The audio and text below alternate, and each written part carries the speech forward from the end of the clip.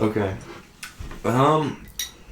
Welcome everybody to another episode of Rules for Retrogrades. My name is Dave Gordon. I'm here with my brother Tim. How you doing, Tim? I'm good. Good. Little sick. Yeah, we're both feeling under the weather. Apparently, terminal bronchitis is going around the whole state of California at this point. I don't know what to say. Everyone is sick that I know. It's the worst cold I've ever had. So, yeah, I came to everyone with a message on Christmas Eve and thought naively that I would be better in a day or two. And, man, I've been destroyed for a week. Yep. Yep. Well, so today we're going to be talking about abortion, particularly in the context of some recent comments made by a foul-mouthed comedian, Michelle Wolf.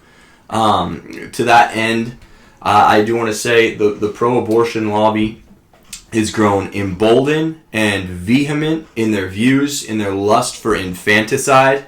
Whereas the abortionists and infanticidists of yesteryear had more to publicly pretend that they wanted abortion to be safe, legal, and rare. The abortionists of today's abortion cabal, wants abortion to be basically destigmatized, utterly destigmatized, even celebrated. And you see that with movements like Shout Your Abortion, which is on its face just a shameful, ignominious, disgusting, despicable thing. So talentless comedians are notoriously liberal. They made a cottage industry out of being coarse, vile, sensationalist provocateurs. In keeping with the campaign to normalize maternal infanticide vis-a-vis abortion, so that women can assert abstract rights to their own bodies and they can be, quote, freed from domestic duties, household duties, and motherhood to pursue frivolous glamour careers. Comedians have kind of taken up the mantle of glamorizing the abortion industry. It's all over pop culture, but you see it specifically in comedy, I think, because I think there's a belief there's more license to get away with things in comedy. So last year, this one comedian, Michelle Wolf, who kind of looks like Carrot Top's evil twin sister, perhaps in a cry for help for continuing relevance, used her platform on Netflix. I believe it was on July 4th, actually, or right around there of last year, to say the blasphemous one-liner, God bless abortions. So kind of mocking and rubbing in the eye of Christianity the evil of abortion. This year she's back at it. She's recently claimed that procuring an abortion was empowering to her and made her feel like God. So again, with the blasphemous mocking of God, which is, again, is despicable. It's about the lowest you can get. We're talking about high spiritual sins here, not sins of the flesh, but spiritual, evil, satanical sins. Later in the special, Wolf further made light of abortion, saying it should be treated with all the gravity of a gluten allergy, and that you should be able to get an abortion for any reason you want. So wrapping this up, as we've said, the abortion movement has become unhinged from even basic precepts of decency. And while it was never decent, indeed a movement predicated on slaughtering the innocent, one's own child, in the name of a pathetic women's revolution, is intrinsically indecent. The charade is now over, though, and the fiends of the women's liberation movement are fully out of the closet. Tim, what do you think? Why? What's driven the turn more leftward, and why have they become so emboldened? Well, there's another. So why? I would say singularly, if we had to narrow it down to one, probably ultrasound machines. Right? Most people, as Aristotle says, the 90% are picture thinkers, and it was overly abstract in 1973 for most men and most women to understand that this is a little baby. But with ultrasound machines and the popular use thereof, people seem to know now, I guess, that it's a little human, which they didn't before. The other side, see, I think people might be wondering, like, well, why Michelle Wolf? She's evil. She's bad. If she, assuming, which I think you are, and I am too, but assuming that she's the voice of, not in an elective way, but in just she's assumed the mantle of the popular left on this issue now. All of the leftist presidential candidates have to vow full-throated allegiance to abortion. That, like you say, ultrasound machines have now made it where you have to shout your abortion. You have to repudiate the idea that this would be a rare, safe thing. They can rightly ask. I mean, they're being fair, right? They're being honest, aren't they? To say, if abortion's not murder, why should it be rare? I think this is the state of the left. And so in a certain sense, they're being more honest than we are on the right. The state of the right, I think you should comment on what I said in a second anyway, but the state of the right wing, by the way, with abortion is we're in a state of flux. It's become more popular to talk about than it was in the 90s and early 2000s. But with the 2016 presidential election, a topic was open that I think is a major step back. It was when Trump said, abortion is murder, or prosecute these murderers, anyone who takes a part in an abortion, a mother or a doctor, as murderers. And even though I'd seen a nice trajectory of the popularization of condemning abortion on the right, it suddenly seemed like we took a major step back when major conservatives were saying, no, don't.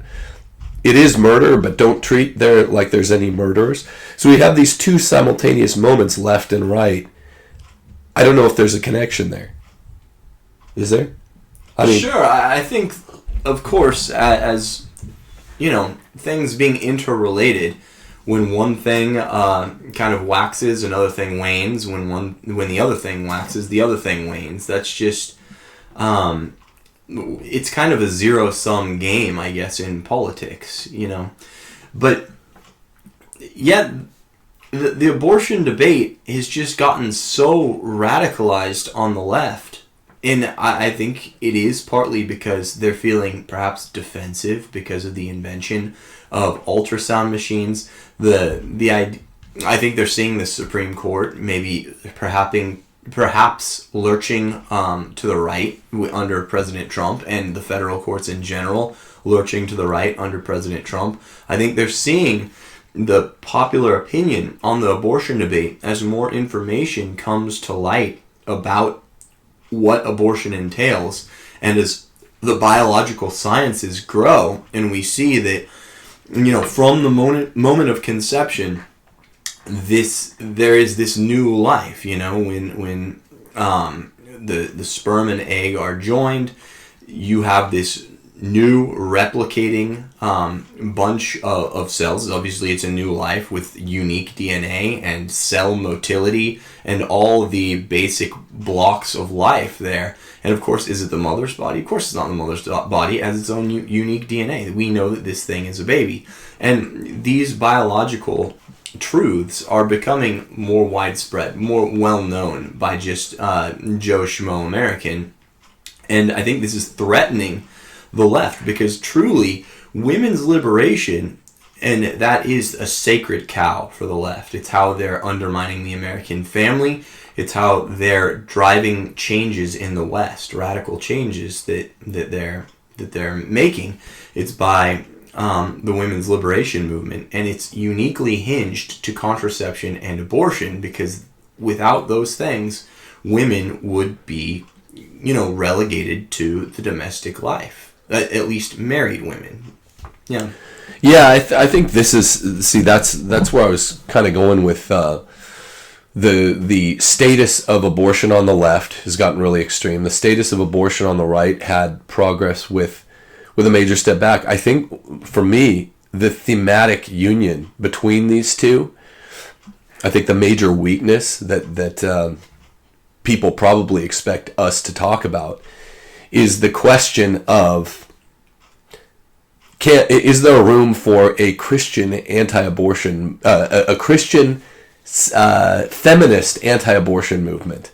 People write you, they write me, they know we're writing the book, and they want to know, what about the so-called anti-abortion feminists? I got a bunch of signs that are otherwise cool in my garage from anti-abortion feminists that I like half the signs, but then the other half of the sign always says something feminist and anti-abortion at the same time. I guess it's falling upon us, at least within the ranks of Catholicism, to tell them why this cannot be the case. And it started, if I had to locate a birth date of this, just to go through the philological history, I think this started when on TNT with Father Dave Nix, Taylor, Father Dave, and me had the interesting interview with Abby Johnson. To me, I think it has to start there. There's an interesting conversation where we don't have to jump all the way into it right now, but I think people will take an interest in kind of what went on in that interview, maybe by way of reviewing notes. I'd love to talk about that in a second, but first off, Dave, is there room for any kind of compromise, conflation, or reasonable dialogue with the so-called Christian feminist anti-abortionists? No, ultimately that weakens the whole abortion, the whole anti-abortion movement. You don't want to form a coalition with people who have different ideas from you about why something as basic as you shouldn't murder babies is evil. And that's the basic disparity. When you blended or spliced the anti-abortion movement, with the women's movement, what you get is this weird amalgamation where abortion is seen as something that's undesirable, but it's undesirable on the basis of it hurts women, ostensibly. No. Abortion is undesirable because it murders babies. Right. So in Catholic teaching, in Christian teaching, abortion is always wrong. There's never a case where you can directly attack innocent human life on purpose. And so there's never a case where there's an exception and you can have an abortion. I'm sick of hearing this. What about rape and incest? It's like, well, the father sinned, so let's execute the son. That doesn't work. Or saving the life of a mother. There's never a case where a direct abortion is ever needed to save the life of a mother. So let's just start out and say abortion is murder. Murder is never okay. It's inherently disordered to murder an innocent human being. You can never do it whatsoever. That's firm Catholic teaching going back to the Didache in the early church fathers and really back to the Ten Commandments. So having said that, when you blend these movements together, one that obsesses over women's equality and their quality of life versus one that is set on saving the life of the 56 million babies that are aborted worldwide each year, you can get mixed motives, and you send out mixed messages to the very legislators that you're trying to lobby to change abortion policy. So, for example, you mentioned Donald Trump in the presidential debates, or I don't think this is a debate, I think it was just a question he was asked in an interview. A reporter asked him, should you prosecute for murder mothers who, if abortion were made illegal, should you prosecute mothers who break the law and obtain an abortion as murderers? And Trump said forthrightly, candidly, courageously, yes, you absolutely should. And that sparked a backlash from the right, from the folks at National Review who were bashing him for this. And that's because we have spliced together the women's movement, where women can do no wrong. They are victims of abortion in the view of the women's movement. The actual people who are murdering their children are the victims of abortion in murder, or in the women's movement. That's how backwards it is. But that's what happens when you splice together these movements. You get contradictions. So, yeah, that's because to some extent, do we prosecute murderers has become the new rape and incest exception violation. I feel like in presidential elections in the 90s and early 2000s, all the moderate cons were saying rape and incest, and they're answering like liberals. Now, and this is why I want to talk about our interview with Abby Johnson, the new rape and incest capitulation by conservatives is this idea of, do you prosecute mothers who abort in a post-abortion world where it's illegal? Well, of course. But now all the moderate cons are giving that answer. I think it's better in narrative form, showing how that came out with Abby Johnson. But to go back to the idea of, can there be, just for a moment, can there be a Christian anti-abortion feminism? Well, no, and here's why. It's as simple as a question of, you said no. A lot of people out there say why. It's a question of essential properties, what a thing must be to be itself, right? To be Christian or to be anti-abortion.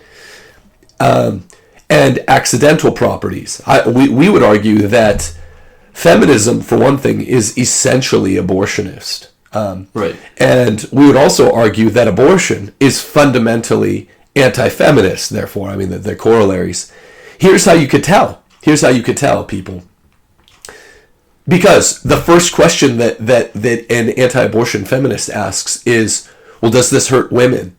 In most cases, yes, right? Abortion does actually hurt women. I mean, it raises the chances. Yeah, I mean, okay, so I guess we could say it in all cases, because it raises the chances of definitely suicide, depression, but also even things like cancer, uterine and breast, I think. And sin hurts those who commit sin. Sure. So anytime you commit sin, you're hurting yourself. Sure.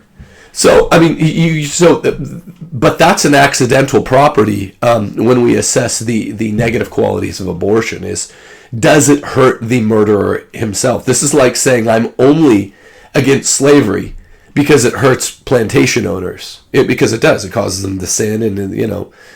You also hear sometimes, like, if, just called to mind this, but if we were to make abortion illegal, then women would get hurt by obtaining back alley abortions. That's like saying because we make burglary illegal and people have to sneak into houses at night, they might like sneak in and fall on some broken glass and hurt themselves. It's like you don't make policy with wrongdoers like health and welfare in mind. Right. That's not the policy objective.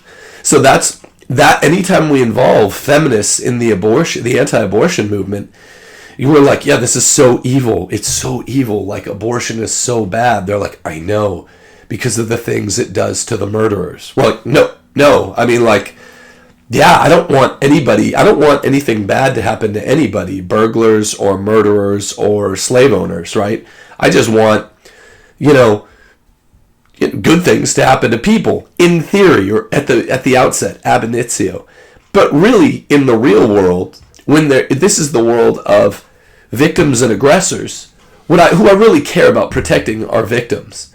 So the second you introduce a circular square, a logical antinomy, a feminist anti-abortionist, so-called, into the equation, they start asking these questions like, yeah, so evil. Abortion is so bad for women.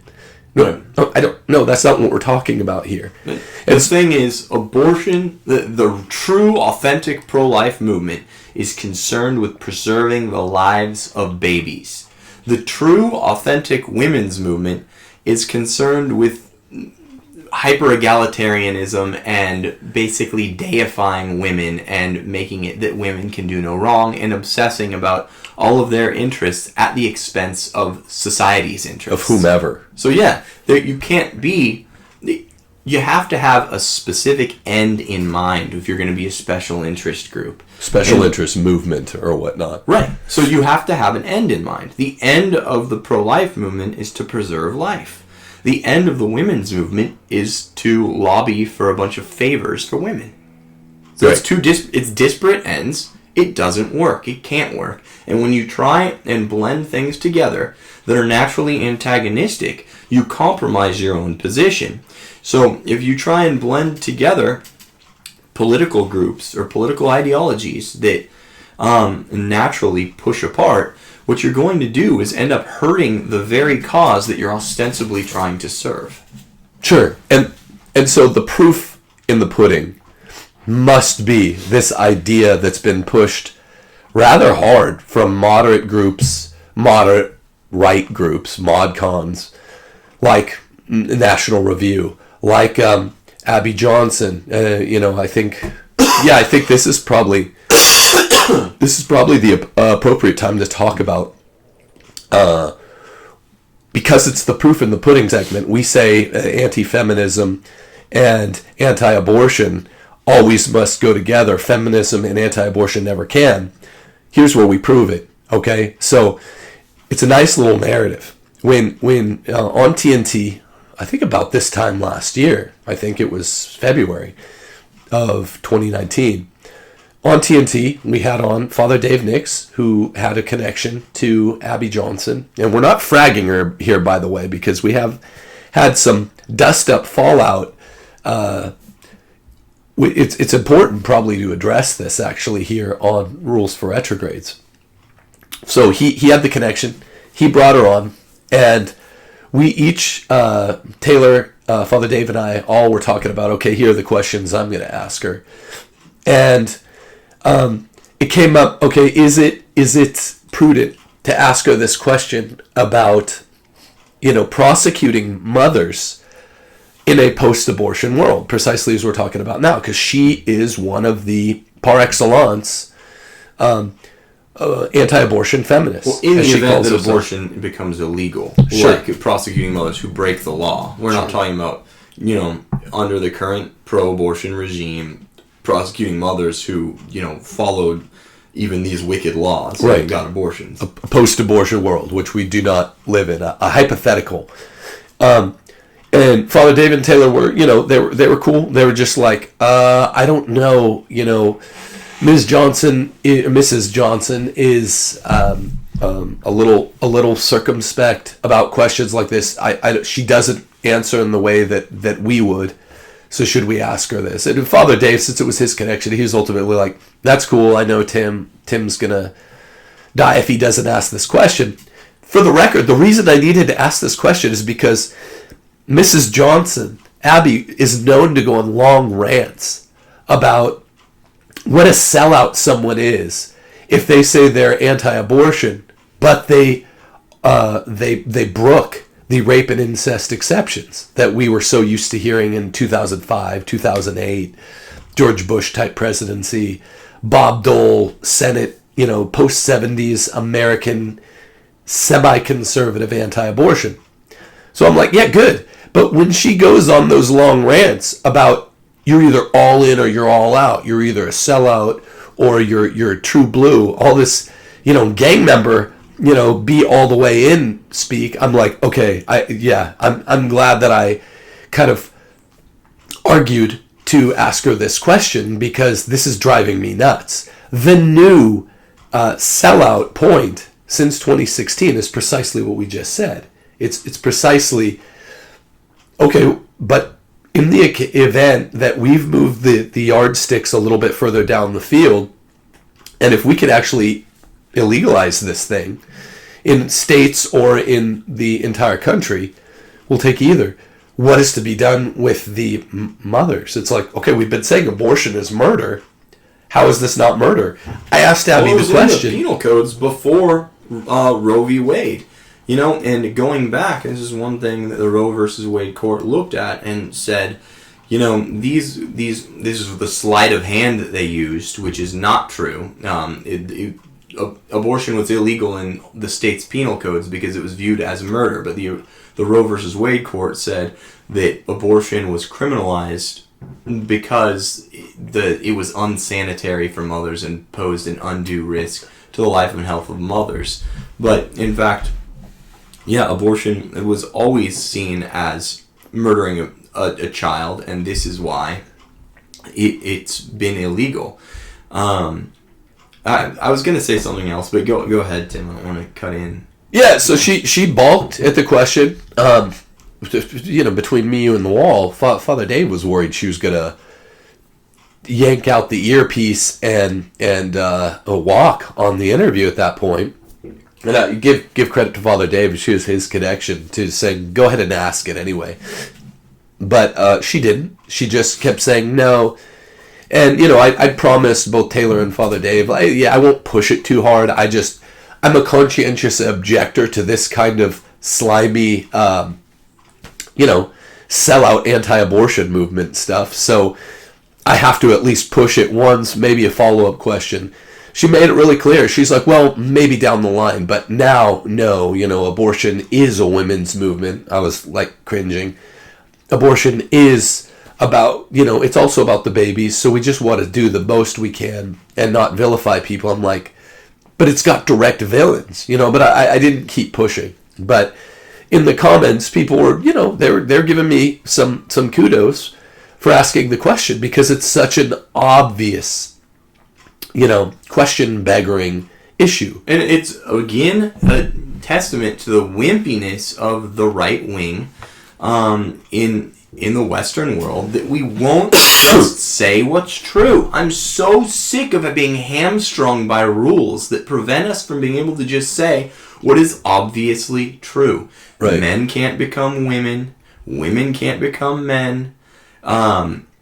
Abortion is murder, and people who murder other people should go to jail and are murderers. You are hiring an assassin to kill your own child. So it's not even like it's just regular murder. The catechism, the 92 catechism, talks about how to strike a stranger is a lower offense than it is to strike one's own parents.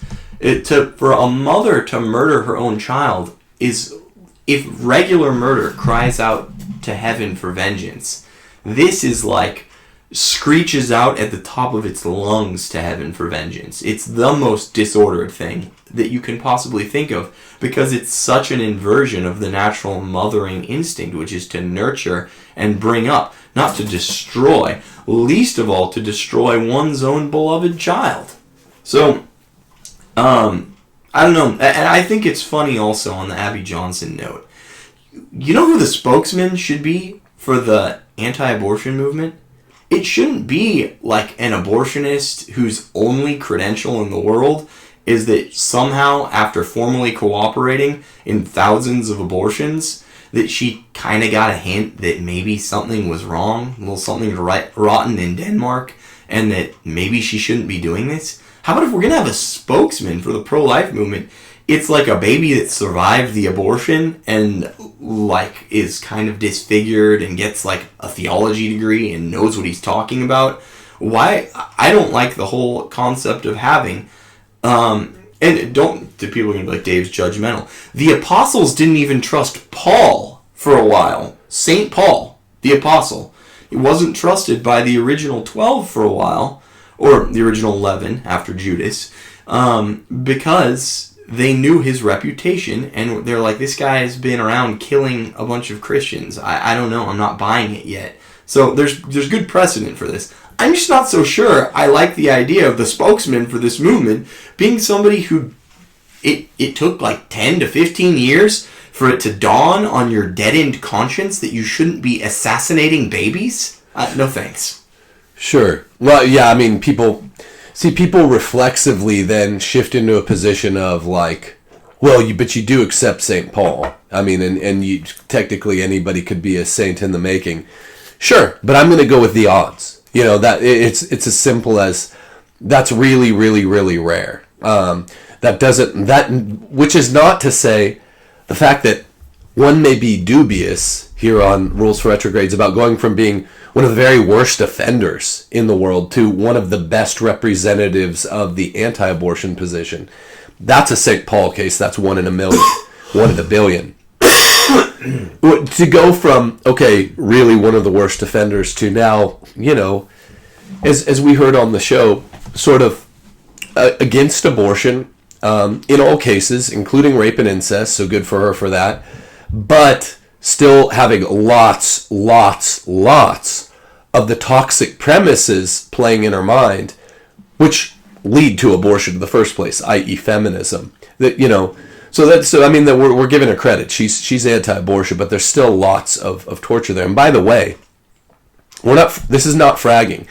This came up 6 months later over the summer when my wife was engaged in some badinage with feminists, and Abby Johnson jumped in, if I recall correctly, on the side of the feminists, right? The working mothers. The working woman. This is after the Matt Fradd interview. So Abby Johnson, out of the clear blue sky. I'd never said anything about this interview, you know, that we did with her. I'd never tweeted out about it. So she just jumped in, was calling everyone names. She's got a reputation for this, by the way. Lots of well-known people, I won't say who, have come to us and they've been like, dude, they went to Steph, really, and said, Abby Johnson did the exact same thing to us. She is the ultimate queen of fragging. So this is not us. I've been quiet about it for nearly a year. But it's deeply, deeply, deeply instructive when we look at these, you know, I get, you know, not everybody studies philosophy, but these ideological forces which we're saying are at play, right? What's going on in the left in abortion, what's going on in the right in abortion. We're saying feminism, being part of the anti-abortion lobby, is what's causing all of the confusion now, even though the right has gone a little bit further with the Zoomers, who more openly hate abortion than millennials or Gen Xers. So what's with the step back? We're telling you what. And we're not just fragging Abby Johnson. I mean, God bless her. I hope she continues on the journey and realizes that the beating heart of abortion lobby is feminism, you know, which is always about, like I said, you can't, the emancipation movement was not made by saying, hey, you know, plantation owning slave owners, it's really bad for them to do slavery, so we're anti-slavery. That's ridiculous, right? That's ridiculous. And that is not how we, going forward with the Zoomers and whatnot, this is not how we premise the new 2020 and thereafter anti-abortion movement. Well, here's the thing about abortion, the anti-abortion movement and feminism, and we mentioned earlier that they're irreconcilable, and here's really why. I'd say the nucleus of feminism is just hyper-egalitarianism with men. So destroying the patriarchy and hyper-egalitarianism, treating men and women as fully equal, they're really the same thing. They're different sides of the same coin.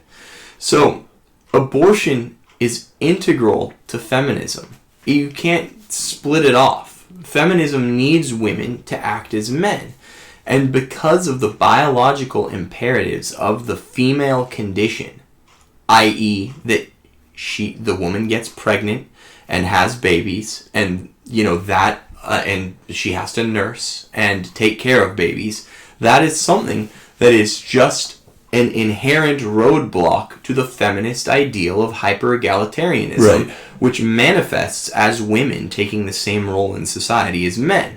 So right, because there is hyper-egalitarianism, and that's the nucleus of feminism, and because abortion and contraception are central to realizing that hyper-egalitarianism, then abortion and contraception are central to feminism right, itself. Therefore, you cannot call yourself a feminist and pro-life. You can't do it. Otherwise, you have no idea what the term feminism means, and you really have no idea what pro-life is all about. It's about the baby, not the woman. If you don't believe Dave, everyone go out, you can read it online, read the majority opinion in Planned Parenthood versus Casey. What was supposed to be the headliner, a overturn of Roe 19 years later in 1992, in the 90s, under it was a catastrophe with justices that had been implanted by Republican presidents.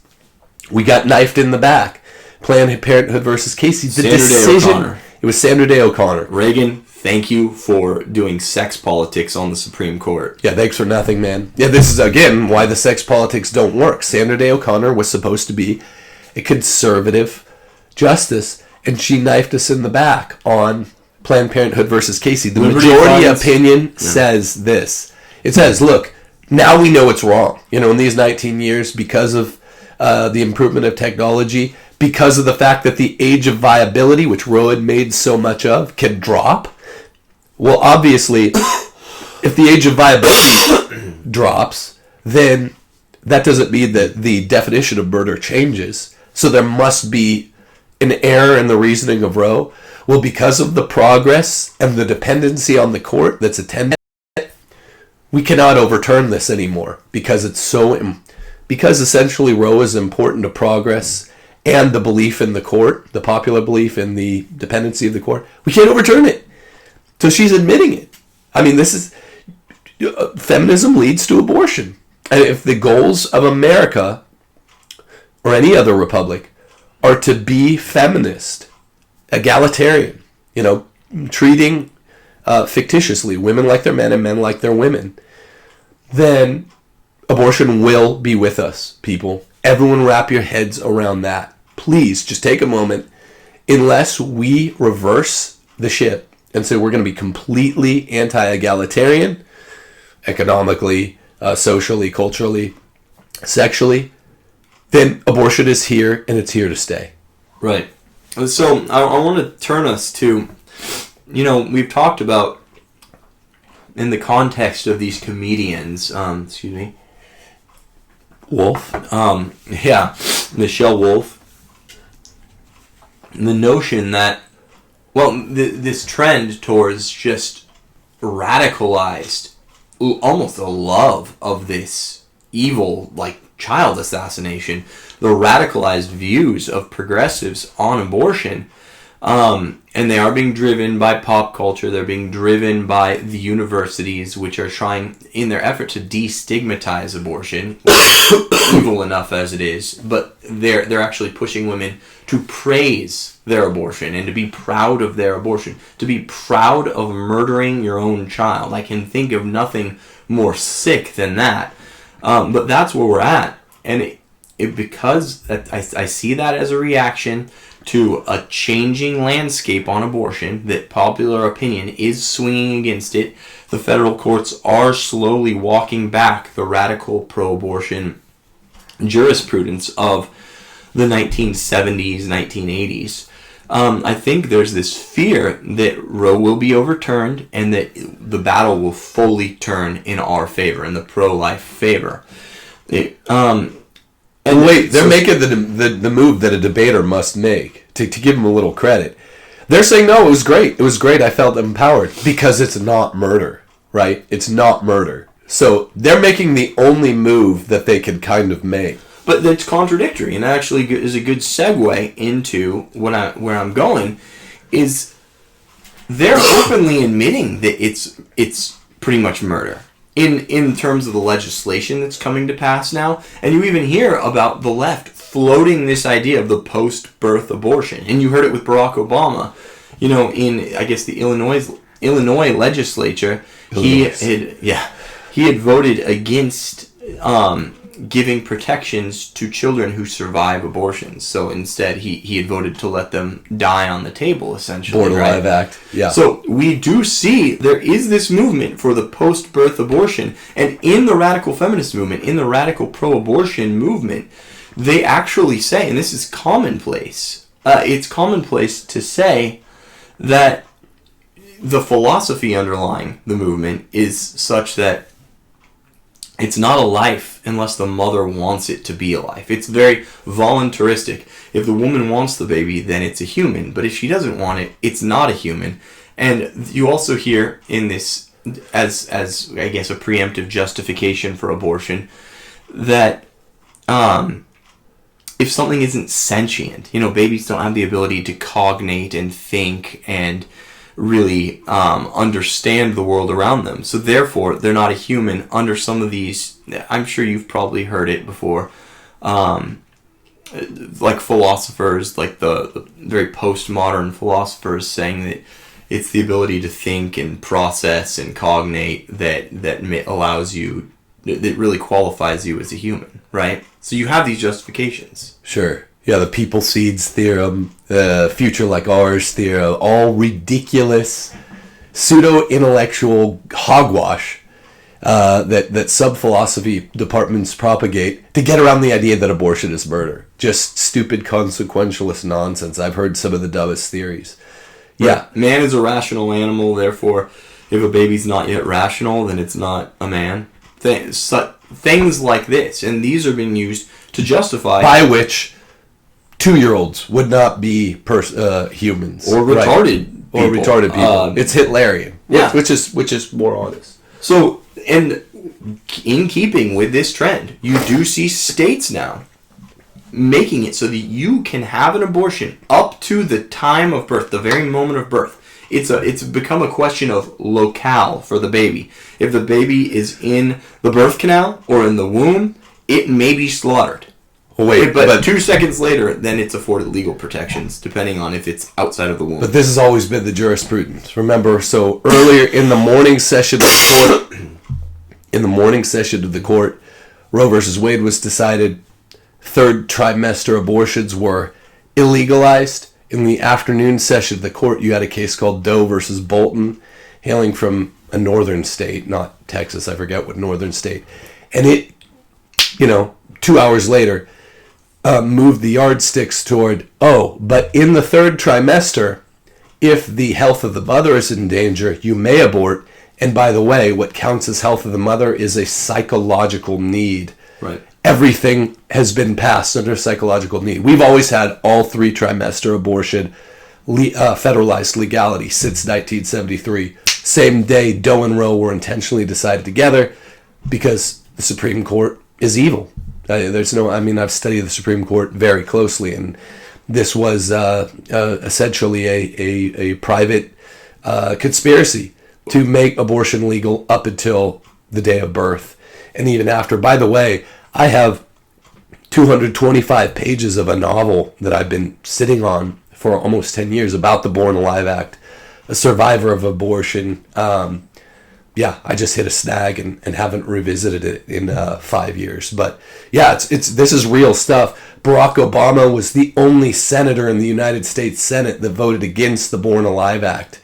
In other words, he was the only, the only one evil enough among all the Dems that said, yeah, you could kill a baby even after it's born alive. But see, that's the thing, Dave. I disagree with you. They're still kind of arguing that abortion is not murder, right? I mean, I still say that's behind what they're doing. Now, they're kind of being dishonest. But everyone except Barack Obama voted for the Born Alive Act. So they could still say, see, we're not for killing babies. Well, that's just for political, I would argue that's just for political, posturing. If the Democrats had their druthers, if progressives had their druthers, you could have an abortion at any time with impunity, and we're going towards, academia is taking us towards post-birth abortions. They're laying the groundwork. Remember, feminism, the abortion movement, all of these things are so unnatural that they actually had to be born of the ivory towers. They had to be born of academia. It was these perverse, upper middle class, disgruntled white woman feminists that came up with all this theory, quote theory. It's critical theory. It's garbage because it reasons backwards. Critical theory takes a conclusion and reasons and bends the facts to make that conclusion seem true. But they're the ones that pushed feminism on us. They're the ones that really laid the ideological and intellectual groundwork to make abortion take place. I mean, these same people are laying the groundwork for post-birth abortion. And yeah, I guess in a weird way they're saying it's not murder because the baby's not sentient or it's the will of the mother that makes it a life in the first place. But what they're really saying is you can kill your baby with impunity up to the moment of birth and hopefully in the future for them after birth. Sure. And so there's a New York law that was passed this year.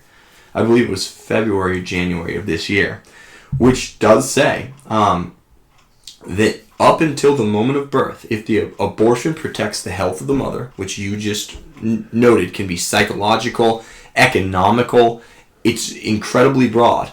The baby or the baby is not viable outside the womb. Abortion is now legal in New York. Up until the moment of conception. Or, I'm sorry, the moment of birth. Which is covered under Doe, right? I mean, which is covered under Doe versus Bolton. It's already seems federalized that way. So when the implications of Doe versus Bolton, decided later in the day from Roe versus Wade, set in, then they get like, oh, they covered all their bases. Abortion's legal all 9 months. But yeah, I mean, I don't view the New York law. I didn't know about that New York law, but I don't see it as a development. I see it as Doe versus Bolton, but whatever. I mean, yeah, I guess what we're up against is Democrat politicians who are very crafty in many ways, asking us to either believe them or our own lying eyes and ears when it comes to the issue as to whether or not they unlike the people, their constituents, maybe, blue collar people who are less, on average, crafty than them, everyone gets that, abortion is murder now. So they're asking us to believe, like, no, we haven't seen ultrasounds. We don't know what this is. We still believe it's just killing a clump of cells, as all these idiots said in the 70s. Yeah. This expression from the 1970s that all these, no offense, there are some good boomers out there, but all the boomers they were used to hearing this clump of cells crap, right? But what's a clump of cells, right? It's biologically alive. It's 46 chromosomes. It's human. Unique DNA, different from that of the mother. But it's not a clump of cells. Think about it in terms of hylomorphism in Aristotelian metaphysics. It's being and it's becoming. And what's it becoming? It's becoming like a full-grown human. So it has in potency, it has in act some degree of humanness. And it has a great degree of humanness in potency, but there is always an admixture of act and potency in created beings. Yeah, but the left hates. The number one villain of all time in the left's book is Aristotle. Anyway, that's good hylomorphic analysis. But the people that accept Aristotle already will accept our arguments writ large. My point was just that the Democrats are now these crafty people behind the scenes. I think most of them, except Barack Hussein Obama, they're the ones out there saying, no, we still, even after the popularization of the ultrasound machine, we don't believe it's murdering a little human. Anyway, what else do you got? We're almost at time here. Pretty much all I have. I just want to rehash a couple brief bullet points here. So, within Christendom, there is no exception that you can ever get an abortion. It's intrinsically disordered. Rape, incest, life of the mother, it's all covered. You can't get an abortion no matter what. It's murder. It's murder. It always has been viewed as murder in the church. Dishonest politicians like Nancy Pelosi say, oh, the early church, they were squishy on abortion. They allowed for abortion. The church just made this up in the Middle Ages. No, absolutely not. You can read in the Didache, proscriptions against killing the child by their mother. So there's proscriptions against abortion in the earliest Christian documents. And of course, we know this is banned under the fifth commandment. You shall not kill. And this is a human life, and to murder it is murder. There's no justification for it whatsoever.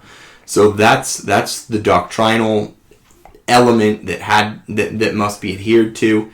I would just want to say we need to, once Roe v. Wade gets overturned, all the states are going to need to criminalize abortion, put it in their penal code, and basically define it as murder. And then after that takes place, we need to prosecute as murderers anyone who obtains an abortion. That's the only. If you believe that killing a baby is murder, and you believe that an in utero baby is a baby, then you should believe that their mothers, if they kill the baby in utero, are murderers, and you should believe, therefore, that they should be prosecuted as murderers.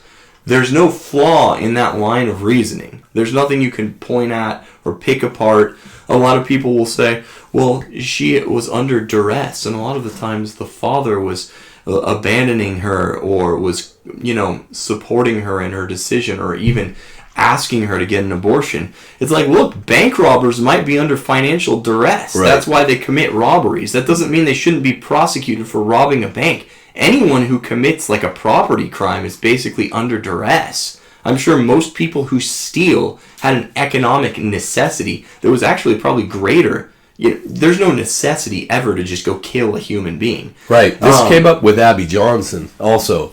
She was saying, there's a statistic out there. I'm glad you said that. 70-something% of all abortive mothers felt pressure somewhere, squishy stat, to get an abortion. Sure. Well, I mean, I don't know what percentage of murderers felt pressure from some form of life, be it economic or personal, I mean, think about people that murder because of a love triangle. That's some sort of pressure. I mean, it's the first principle of practical reason. Everyone does something because they see some good in it. So, yes, so even if 75% of abortive mothers felt some pressure from somewhere, guess how this doesn't square with the rest of the 3,000-year-old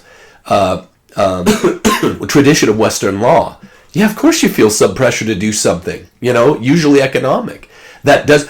Every abortion requires signing on the dotted line by the abortive mother. Can the father, whose body is not involved by this, can he legally or morally dissuade her?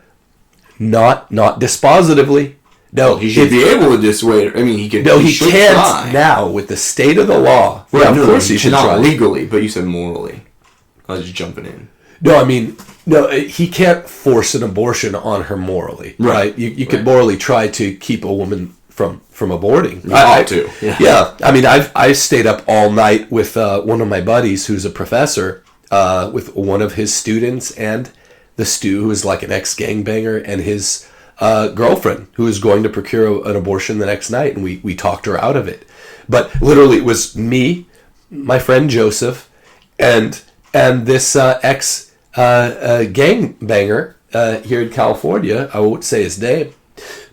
All reasoning, taking turns in a 4-part conversation, begging this young woman not to have an abortion, and ultimately, we did it to effect. But we stayed up all night doing it, and she ended up having the baby. But the point is, there's a myth out there that's very popular, and it's being popularized by Abby Johnson, that pretty much all women who have abortions, they're being pushed to do so by some other evil person, usually a man. I thought women were so strong and powerful and right. Rational and analytical and with all this intellectual prowess. That sounds like, it sounds a lot like they're getting pushed around by men. It's just a little feminist, I like to jab in the eye there. There's a lot of issues at play because it's not a form of legitimate strength, but the point is, my experience with this is literally 3 men were begging her not to do it, and she was saying things like, no, yeah, blank. She was talking to him. Me and my friend Joseph were just listening.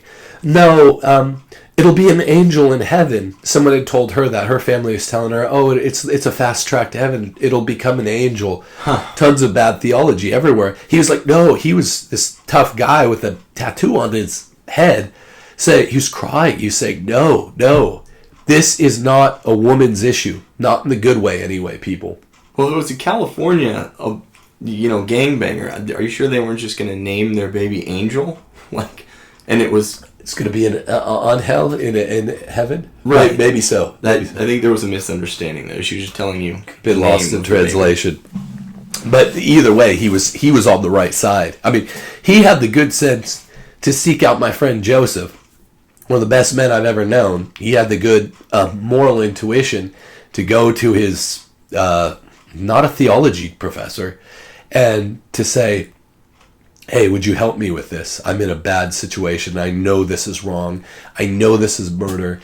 And I can't do anything because we live under an evil regime that keeps men, one of the aside from babies, the greatest victims of abortion, they cannot even legally save their own child. How wicked is that? We haven't even touched on that. I mean, that is jurisprudence. That is decided federal precedent that the father cannot stop. States can't have it that you need the father's permission for the mother to get an abortion. So basically, federalized ban. A mother can murder your child, men, without your permission, and she will be consequence-free. This is why we need weaponized chastity. This is my term for it. Weaponized chastity until marriage, because if you're fornicating, you are risking a murdered child that you can do nothing about, men. This is why we need to be chaste. This is why we need to be virtuous. We need to lead by example. We need to weaponize chastity because the feminists have weaponized sexuality against us. They say they will. Yeah, you even heard it in the run-up to the Barack Obama 2008 election. There were, what was it, Madonna, some foul-mouthed female celebrity was saying, like, don't put out for men that don't support progressive causes and this progressive candidate. So they do weaponize sexuality. This is a well-known thing. So yeah, the real retrograde way would be to weaponize chastity. Flip it on its head. Amen. Well, we are out of time. Thanks for sticking with us. Sorry, I think my thoughts have been a bit hazy. Tim, I can't speak for yours, but because whatever this bronchitis, this head cold is, it's really messing with me. So thanks for sticking around. Sorry about coughing throughout the duration of the show. Sorry for my hoarseness. We'll be back on track soon. Hopefully this just gets flushed out of the system quickly. It is quite a bad cold, flu, whatever. Please kindly do keep supporting us on Patreon.